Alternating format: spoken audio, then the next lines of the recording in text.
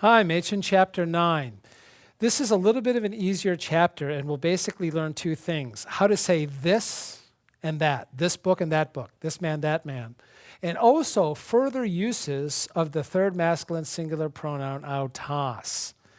Now, first of all, when we learn how to say this and that, we just have to learn how to say the words themselves. They're basically adjectives that follow after the pattern of the article. To say the word this, the word is hutas in the masculine, haute in the feminine, and tuta in the neuter.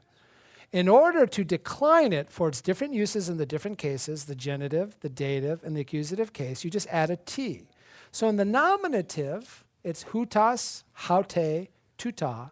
In all the other cases, it adds the tau in the front to becomes tutu, tautes, tutu, tuto, taute, tuto, tuton, tautain, and tuta.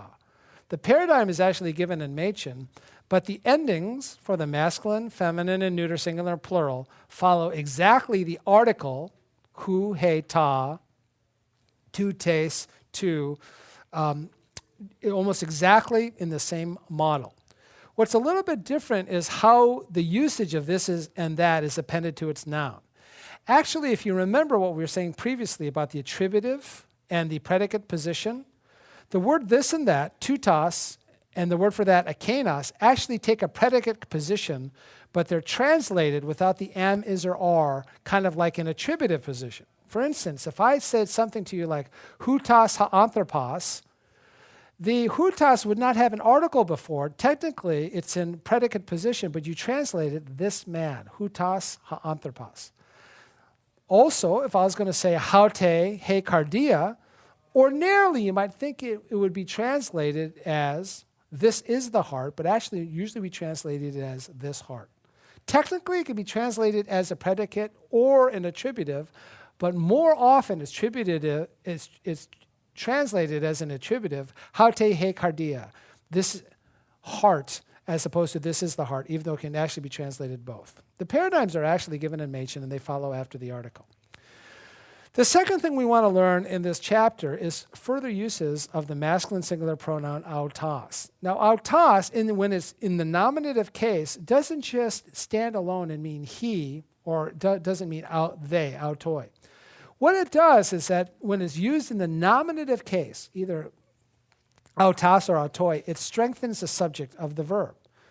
It seems like there's an incongruity between the subject of the verb and this word, but actually, this is an example of how it's translated. For instance, autos ego lego. Ego lego means I say.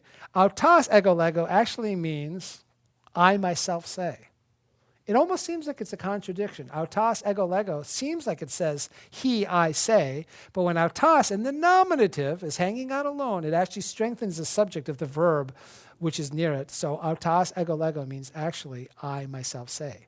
In the plural, for instance, if I was going to say we ourselves say, I would say autoi legamen. Legamen means we say, but autoi legamen means we ourselves say. It doesn't mean we say. It's a little bit unusual.